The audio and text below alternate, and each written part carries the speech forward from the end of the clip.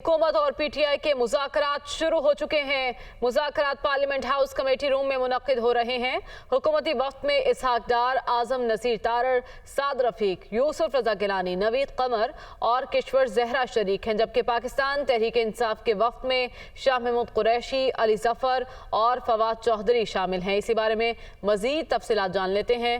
हमारे साथ मौजूद है नुमाइंदा दुनिया न्यूज़ जावेद हुसैन। जावेद, मुज़ाकरात का बाकायदा आगाज़ हो चुका है, सियासी मंजरनामे में एक मस्बत पेशरफ्त है। इस वक्त माहौल क्या है, किस माहौल में ये गुफ्तगू शुरू हुई है? देखें, जो सियासी मंजरनामे में जो माहौल इस वक्त दिखाई दे रहा है पार्लियामान के अंदर, उसमें बहुत खुशगवार मूड में जो है वो इनको वेलकम किया गया। जब पीटीआई का वफ्द पार्लियामेंट हाउस पहुंचा और गेट पर हमने देखा कि एएनपी के रहनुमा जो पहले से मौजूद थे, उन्होंने पीटीआई के वफ्द को रोक लिया और बड़ी खुश उसलूबी से उनसे गुफ्तगू की और फिर उन्हें जो एएनपी की जानिब से एपीसी मुनक्किद की जा रही है उसकी दावत दी और कहा कि हम इमरान खान से भी मिलना चाहते हैं और दावतनामा देना चाहते हैं, जिसके लिए उन्होंने वक्त लिया।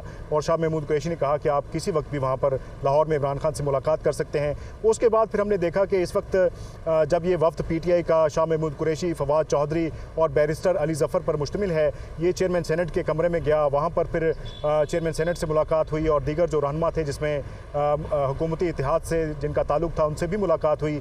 तो वहाँ पर भी खासे खुशगवार माहौल में ये मुलाकात हुई। इस वक्त पार्लियामेंट के कमेटी रूम में ये दोनों हुकूमती इत्तेहाद के अराकीन, जो कि 7 अराकीन हैं, जिसमें यूसुफ रजा गिलानी हैं, नवीद कमर हैं और साथ साथ आजम नज़ीर तारड़, ख्वाजा साद रफीक और जो सेनेटर इसहाक डार इसमें मौजूद हैं और एमक्यूएम की रुकन किश्वर जहरा भी इसमें मौजूद हैं। तो ये अराकीन मौजूद हैं और दूसरी जानिब पीटीआई के फवाद चौधरी, शाह महमूद कुरैशी और बैरिस्टर अली जफर जो हैं वो इस कमेटी रूम में मौजूद हैं, जहाँ पर बाकायदा तौर पर अब मुज़ाकरात का अमल शुरू हो गया है, जिसमें हुकूमती इत्तेहाद और पीटीआई के दरमियान में बराह रास्त अब मुज़ाकरात हो रहे हैं।